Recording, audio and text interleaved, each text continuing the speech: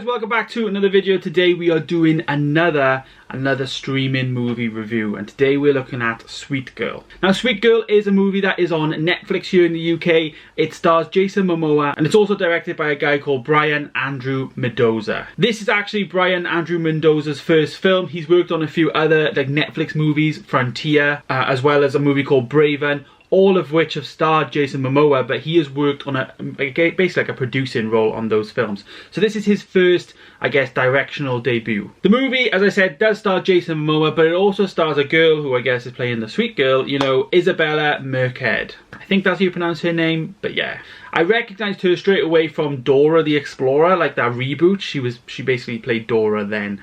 She hasn't really done much like big roles. She's done some voice stuff, but this is kind of like her, I guess, she's a young girl, so this is like her first proper like big film, I guess, other than Dora probably. And I'm gonna just start off with the goods right away. You know, it's a Netflix film. It's one of those things, it was splashed all over Netflix. I follow Jason Momoa on Instagram. He's promoting it heavily on there, so I thought, you know, I'm gonna give this a go because, you know, obviously there's something about this. Netflix are promoting this, I'll give it a go. And I didn't read any reviews or watch any reviews or anything. I just basically went into it blind, did nothing about it. I didn't expect it to be what it was. In a nutshell, Jason Momoa plays the father of the young girl, and her name is Rachel Cooper.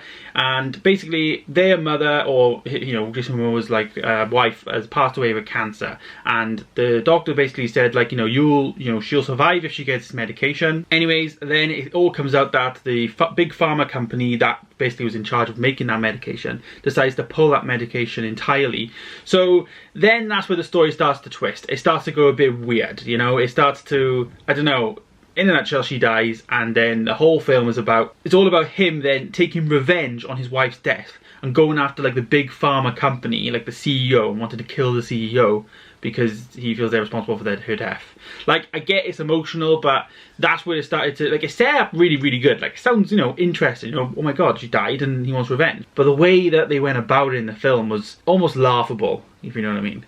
And that kind of links me into my like negatives from the film. It was, you know, when you get a film and it feels like a TV film, this felt like a TV film on TV. Like, if I went to the cinema to see this, I would have been very disappointed. It felt, you know, years ago we used to have TV films and it felt like that, you know, years ago. Like, Netflix has been renowned over the past. Like, I watched Beckett. That could have been in the cinema, you know, I enjoyed Beckett. But this one, Sweet Girl, this one is definitely it's a TV film, and I think Netflix is like now known for doing good quality stuff, as with all the other streaming people, really, you know, streaming companies. So it's really strange, I guess, when something bad like it doesn't happen. I thought this would be really good. Jason Momoa was really good in it. I really enjoyed some of the fight scenes. That's what surprised me about this film, you know, Isabella as well getting involved in fight scenes, and you know, there was a lot of like knife action, and some of the like choreography from all that was really, really good in terms of the actors that were performing those stunts, and it looked really believable. I didn't expect to hear a gunshot in this film, you know, and it did multiple times. So it was surprising from that aspect, but the plot was really, really loose and it was really boring. And you'd think it'd be entertaining, but it was so far-fetched that you're just like, this will not happen. Like, you would not be able to do this. Like, this is so far-fetched. But I will give prompts to Jason Momoa. He was a great character. I follow him on Instagram, as I said, and like, yeah, even what he wears and how he acts on Instagram, like in his day-to-day life, is exactly what this character was. So I kind of, it felt even more believable that this is just Jason Momoa, you know what I mean? They kind of done his character like that, which I really liked. Isabella Merced, who played Rachel Cooper, was brilliant. I really hope her career is going to go well, but this film, if this did well, she was the standout really in this film for me, the big surprise.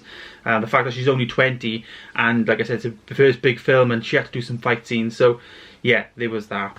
My rating though for this film, unfortunately, is going to be a sorry 3 out of 10. The plot just wasn't there for me. I was really, really hoping it would be. As I said, it was set up initially to be good, but it just let me down right at the end. So here's my review, my second Netflix review. If you missed last week's, go and check it out. I reviewed Beckett, and I'm also doing a giveaway, so if you want to go and check that out, please go and look at the giveaway, and also subscribe if you're new. So I'll see you in the next one. Goodbye.